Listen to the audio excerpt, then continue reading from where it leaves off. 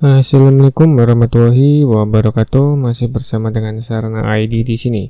Di kali ini Sarana ID akan membagikan tentang ruqyah mandiri holistik yang ditulis oleh dari narasumber Rehab Hati dengan Ustadz Nuruddin Al-Indonesi, founder Rehab Hati, yang ditulis dari Ummu Zahra, peserta TA 19 Muslimah pada Ahad 8 Oktober 2018 Masehi.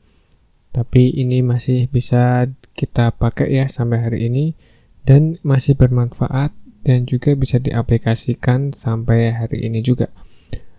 Baik, ruqyah mandiri holistik. Definisi ruqyah mandiri holistik adalah gabungan dari teknik-teknik ruqyah mandiri yang terdiri kurang lebih 101 teknik ruqyah mandiri yang ada. Teknik ini bertujuan untuk menyembuhkan penyakit secara menyeluruh, baik penyakit pada jasad maupun rohani. Tips mengembalikan sihir kepada sang pengirim. Ruqyah mandiri 1/3 malam, yaitu dengan langkah di atas ya. Lakukan ruqyah mandiri secara rutin dan istiqomah setiap selesai melaksanakan sholat tahajud di 1/3 malam. Dalam qiyamul lail, suasana lebih tenang sehingga khusyuk lebih mudah diraih. Dan di 1/3 malam, sholat seorang hamba disaksikan langsung oleh Allah Subhanahu wa Ta'ala dan para malaikatnya. 1/3 malam ini adalah sekitar jam 2 atau jam setengah 3 sampai mau menjelang subuh. Yang di bawahnya adalah ruqyah mandiri. Ruqyah mandiri secara holistik atau menyeluruh tidak hanya kepada jasad tetapi juga kepada ruhnya, seperti merutinkan atau mengistiqomahkan melakukan amalan membaca zikir pagi petang. Ini diibaratkan seperti seseorang yang memakai baju besi. Semakin istiqomah baju besi itu semakin tebal, sehingga semakin tebal atau kuat yang jadi benteng untuk diri kita sendiri. Yang ketiga di bawahnya adalah sedekah pada anak yatim. Dengan melakukan sedekah, hati akan merasa bahagia, dan ketika hati bahagia karena amal soleh, maka setan-setan akan terhimpit.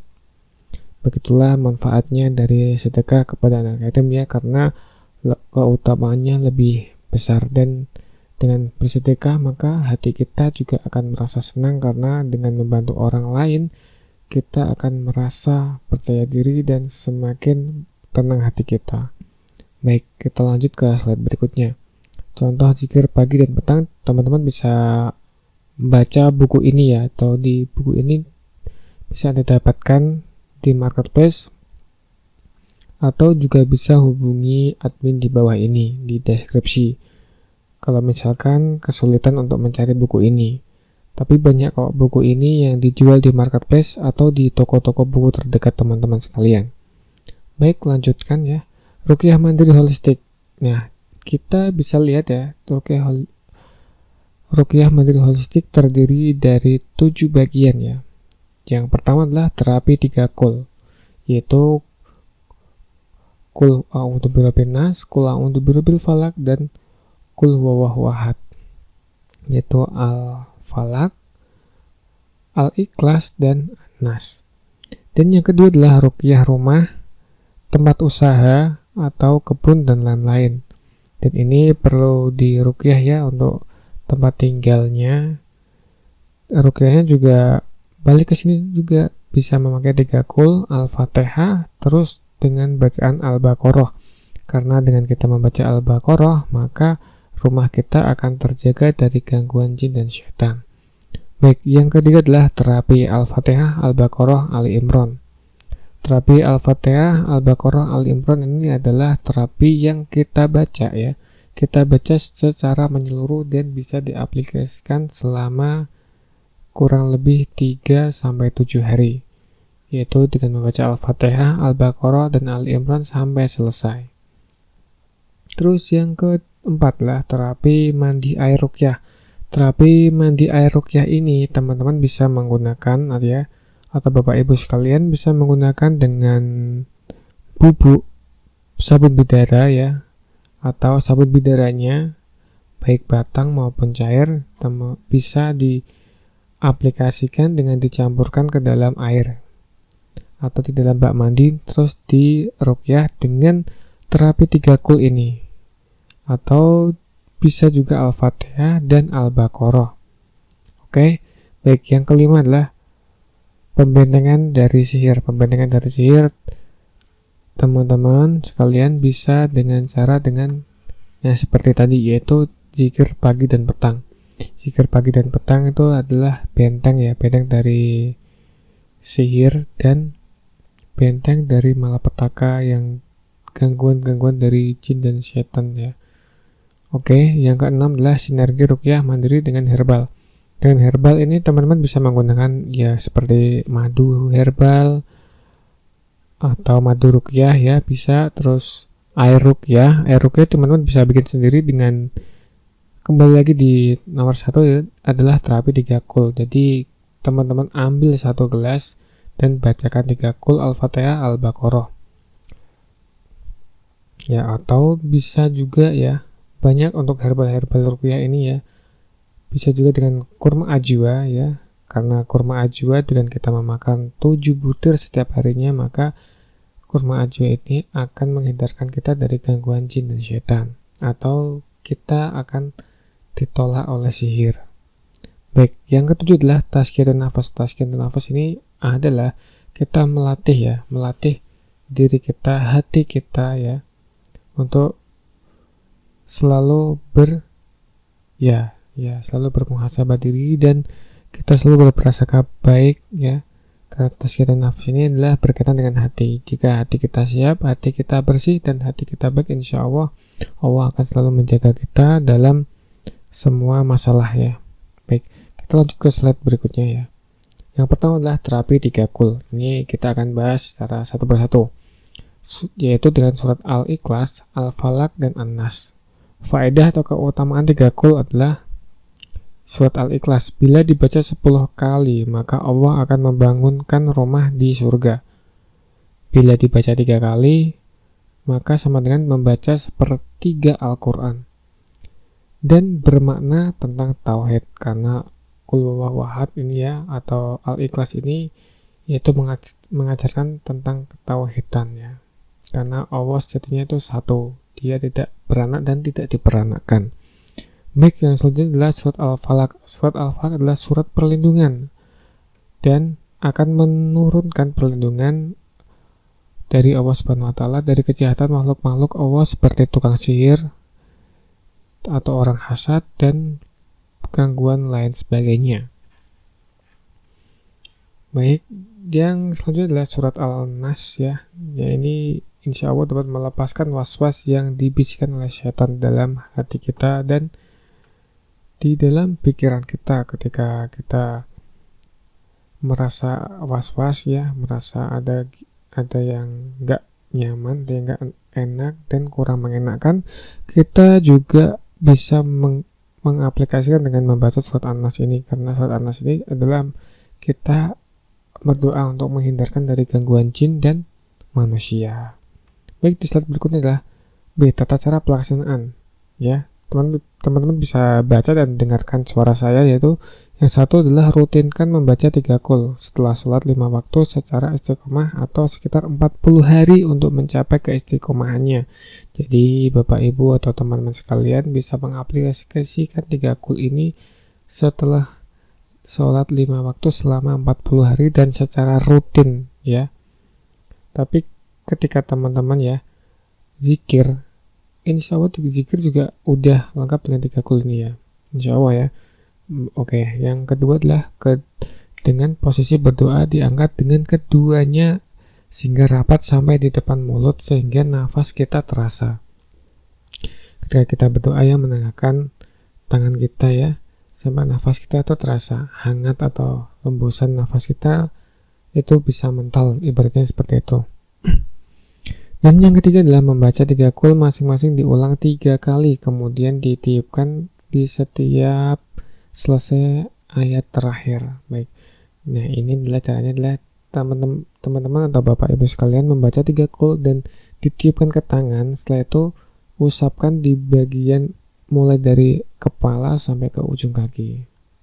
Nah, Yang keempat adalah usapan pada tubuh, terutama pada area yang terasa sakit. Jika teman-teman atau bapak ibu sekalian kok merasa perutnya yang sakit, bisa mengusapkan 3 kul ini selama 3 kali dan setelah selesai langsung diusapkan ke dalam perut kita atau di area luarnya ya, bukan maksudnya di dalam perut ya. Oke. Dan yang kelima adalah jaga dan istiqomahkan selama 40 hari. Karena ruqyah holistik ini adalah kita mengistiqomahkan selama 40 hari agar kita juga gimana ya, ibaratnya kita benar-benar membentengi diri kita dan benar-benar kita niat mencari kesembuhan dari Allah Subhanahu wa taala. Tambahannya, hindari dari seluruh dosa fisik selama mengikuti terapi. Maksudnya ketika teman-teman benar-benar ya ingin mengistiqomahkan ini, hindarilah yang namanya melakukan dosa. Misalkan kalau kita jahil kepada orang lain, kita nggak sengaja menepuk orang lain atau kita menzalimi orang lain secara fisik atau secara sadar maupun enggak ya, kalau bisa dihindari ya, agar kita benar-benar fokus ya, benar-benar dan bisa istiqomah dengan ini, agar kita bisa menerapkan yang namanya tazkiyatun nafas itu. Baik, lanjut. Yang kedua adalah ruqyah rumah. Kapan harus ruqyah rumah? Yaitu ketika suasana rumah tidak nyaman, panas, sering cekcok atau berdebat, anak suka menangis, sering ada hewan seperti tikus, ular, cicak, dan sebagainya, dan bau-bauan yang tidak berwujud. Oke, Pak, insya Allah paham ya. Yang B adalah apa saja yang bisa diruqyah, yaitu rumah, kebun, tempat usaha, toko, dan lain sebagainya. Oke, langsung ya, metode 7 level ruqyah rumah.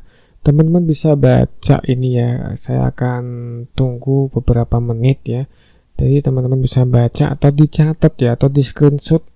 Nah ini, karena untuk ebook ini emang tidak saya bagikan. Jadi teman-teman bisa silakan di screenshot dan atau dicatat ya. Baik, saya kasih waktu kurang lebih 1-2 menit.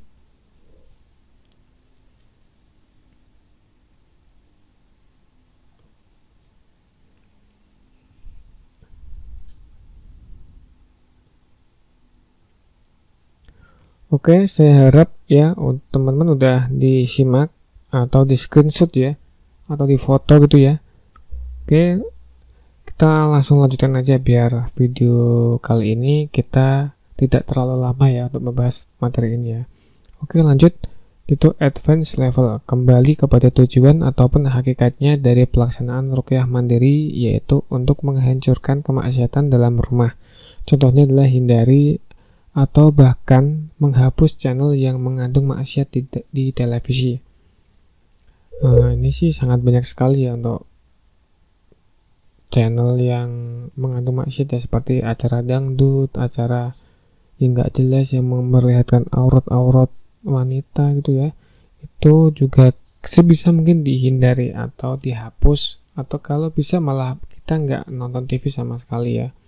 Oke, dan perbanyak dengan membaca Al-Quran dan zikir. Oke, dan yang berikutnya adalah menghancurkan jimat rajab ya, raja ya, maksudnya raja yang masih ada di dalam rumah. Misalkan kok teman-teman punya jimat ya dari kiai, baik dari kiai atau dari dukun dari mana, atau dapat dari mana ya, yang jimat-jimat yang dipercaya dapat membawa berkah atau membawa apa gitu ya. Kalau bisa itu dihancurkan atau dibakar dan dibuang ya. Atau raja-raja ini biasanya banyak sekali ya teman-teman ya, banyak ada raja di dalam rumah, kadang ada yang di warung-warung tuh ya, yang seperti angka-angka atau huruf-huruf yang nggak jelas, yang nggak ada artinya itu ya. Itu kalau bisa dihilangkan. Terus yang berikutnya adalah hindari dan bersihkan dari patung-patungan, lukisan, foto-foto, serta musik. Ini kita benar-benar melatih diri kita untuk bersih ya. Maksudnya kita menghindari patung-patungan, jadi kita nggak memajang patung-patungan seperti action figure lah, atau patung macan, patung kuda, atau patung apa ya. Kalau sebisa mungkin kita jauhkan ya. Dan lukisan-lukisan ini adalah lukisan-lukisan benda hidup. Misalkan kalau ada lukisan-lukisan wajah manusia, wajah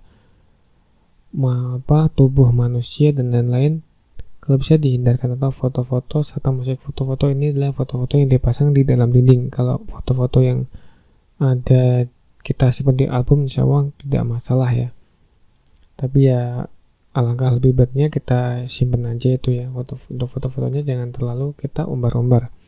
Dan serta musiknya, musik ini kita juga kalau bisa dihindarkan ya dari musik-musik dangdut atau musik apa gitu kan kita masih bisa untuk menggantinya dengan murotal Al-Quran. Sebisa mungkin kita ubah ya kebiasaan yang sebenarnya nggak baik, kita ganti dengan kebiasaan yang baik. Oke, itu adalah tazkiyatun nafas ya. Baik, tazkiyatun adalah pembersihan hati ya. Kita harus benar-benar ikhlas, kita harus benar-benar ridho ya. Apa yang jadi kendala kita hilangkan, kita buang gitu ya. Jadi kita harus nggak ada yang namanya rasa menyesal. Oke, baik. Yang selanjutnya adalah melibatkan keluarga. Nah, ketika kita ingin membenahi diri kita ya, kita jangan seenaknya kita membenahi diri sendiri, tapi kita harus ngajak keluarga kita. Karena ketika kita ingin sehat, maka kita harus mengajak keluarga kita harus sehat juga, sehat maupun dari jasmani maupun sehat dari rohaninya. Baik, next ya. Yang ketiga adalah terapi 3 yaitu Al-Fatihah, Al-Baqarah, Al-Imran.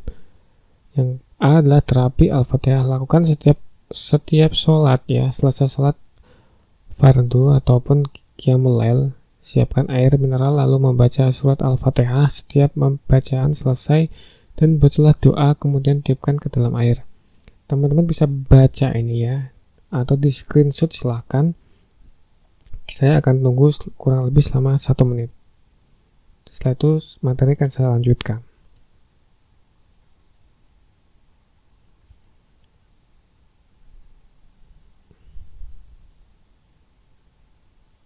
Baik, sudah ya.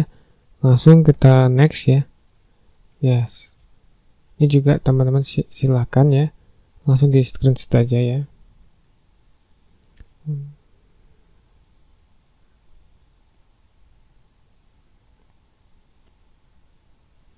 Ini adalah Silalul Arsy, adalah 3 ayat terakhir Al-Baqarah diturunkan langsung pada Rasulullah saat beliau berada di langit ke-6 ketika Mi'raj. Oke, surat Al-Baqarah senjata Arsy yang Allah wariskan kepada Rasulullah untuk membabat habis serta memenggal setan-setan gaib yang terkutuk. Nih ya. Tutorialnya bisa teman-teman lihat ya. Persiapkan sajadah Al-Quran, air mineral 1 galon atau 1 ember ya. Ini bertujuan untuk mandi. Persiapkan daun bidara 280 lembar ya. Jika teman-teman nggak punya ya teman-teman bisa beli atau minta saudara atau minta ke teman atau bisa beli ya. Kalau misalkan teman-teman kok nggak punya bisa beli aja di link di bawah ini. Kalau misalkan kok nggak punya daunnya, teman-teman bisa pakai sabun bidara. Oke, sabun bidara nanti dilarutkan ya di dalam ember atau di galon tersebut. Oke. Persiapkan madu dan herbal. Madu ya, madu kalau bisa madu yang terbaik ya, seperti madu Kashmir, madu Yaman atau madu yang kualitasnya terbaik lah. Oke. Dan herbal ini ya kita herbal ya sesuai dengan apa keluhan kita kalau bisa ya. Misalkan kalau kita sakitnya di dalam perut ya herbal apa yang bagus untuk perut seperti itu ya. Terus persiapkan kantong plastik ya. Kantong plastik ini kalau misalkan teman-teman mengalami muntah ya, persiapkan air zam-zam atau air ruqyah. Air zam-zam, kalau udah punya air zam-zam nggak usah pakai air ruqyah, tapi kalau punya air ruqyah insya Allah udah cukup. Air zam-zam kalau kita beli ya itu ada kemasan kecil paling 100 milian tuh harganya sekitar 20.000 ya. Jadi kalau misalkan kok nggak ada ya di tempat-tempat kalian nggak ada, kita nyari gampangnya aja yaitu pakai air ruqyah. Air ruqyah ya seperti tadi yang saya jelaskan, yaitu teman-teman bawa air 1 gelas ya, terus dibacakan 3 qul ya sama Al-Baqarah dan Al-Fatihah. Oke, seperti itu. Kita next. Itu adalah tata cara pelaksanaannya ya. Yang pertama adalah berwudu terlebih dahulu ya. Terus yang kedua menghamparkan sajadah. Ini silahkan teman-teman bisa di screenshot ya atau dicatat. Saya tunggu kurang lebih 1 menit.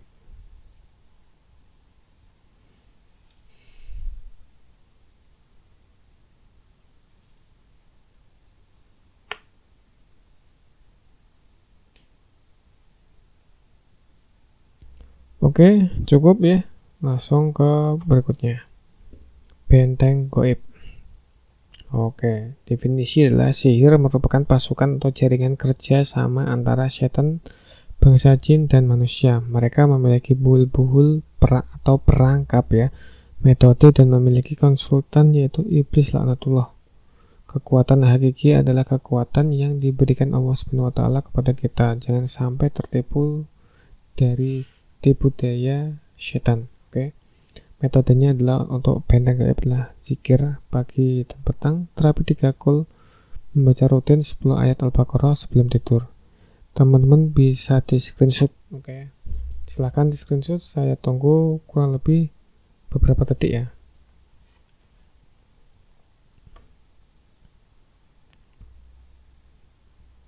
Oke, sudah, kita langsung ke slide berikutnya.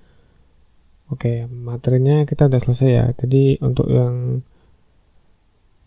materinya malah ini apa? Maaf. Telah benteng goib ya.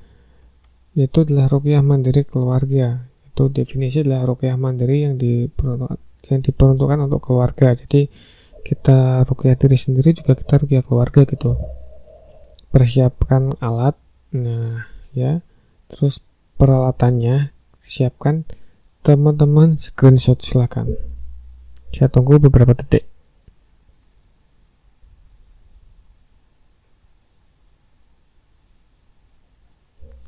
Oke, next. Herbal sunnah. Mengkolaborasikan penggunaan herbal sunnah untuk mempercepat kesembuhan kita atas izin Allah bismillah ya, seperti madu, kurma, daun bidara, minyak zaitun, habatus sauda, dan lain sebagainya. Dan lain sebagainya ini teman-teman bisa menggunakan herbal sesuai dengan keluhan. Misalkan kalau keluhannya di perut ya, cari herbal yang cocok di dalam perut ya. Contohnya apa? Misalkan gamat atau apa itu ya. Bisa teman-teman gunakan herbal tersebut. Atau herbal sunnah ini yaitu ya herbal yang dulunya sering dipakai oleh Rasulullah untuk berobat dan mengobati orang, seperti itu. Bisa cari referensi di kitab atau di buku metode pengobatan Nabi ya, yang ditulis oleh Ibnu Qayyim al-Jauziyah. Teman-teman bisa cari di situ. Ada macam-macam, banyak sekali ya herbal yang sunnah ya, sesuai dengan ajaran Rasulullah. Next ya, tazkiyatun nafas, pembersihan jiwa dari kotoran-kotoran yang timbul dari adanya penyakit-penyakit jiwa dan hati. Oke ya teman-teman, ini ya misalkan ada hasad, dengki, iri, sebisa mungkin dihilangkan, karena penyakit-penyakit jiwa ini bisa menggedoli kita atau bisa jadi penghalang bagi kita untuk mencari kesembuhan. Karena ketika kita mempunyai salah satu sifat ini, maka hati kita tidak akan tenang dan hati kita akan selalu mendapatkan tekanan negatif terus-menerus. Jadi ya kita hilangkan ya dengan cara langkah-langkahnya di bawah tersebut ya. Taubatan nasuha, hijrah, menghidupkan ritual sunnah 24 jam. Nah, ini teman-teman bisa kerjakan ya. Baik, materi-materinya yang ingin di screenshot atau ingin disimpan atau dicatat, silahkan diulangi video ini ya. Bisa di screenshot per slide-nya atau bisa dicatat ya. Oke, dan semoga ini bisa membantu. Catatan, ingatlah wahai saudaraku, puncak dari kita mempelajari agama kita adalah yang pertama adalah tauhid, akidah yang lurus. Yang kedua adalah mengamalkan apa yang disyariatkan. Dan yang ketiga, menghidupkan sunnah-sunnah Rasulullah SAW. Barakallahu fikum, semoga dapat menghadirkan manfaat, semangat untuk menggapai kesembuhan dengan Al-Quran, raih ridho Allah dengan tegakkan tauhid. Syukran jazakumullahu khairan. Semoga konten ini selalu memberikan manfaat buat teman-teman sekalian. Jika suka dengan konten ini, silahkan klik like, dan jika nggak suka ya maaf ya, kita minta maaf jika ada kekurangannya ya, saya minta maaf. Itu berarti dari kesalahan saya sendiri. Jika ini bermanfaat, silahkan untuk share ya, untuk kita memberitahu teman-teman atau saudara kita yang lain agar tahu tentang hal ini. Baik, semoga bermanfaat. Saya pamit dulu dari Sarana ID. Assalamualaikum warahmatullahi wabarakatuh.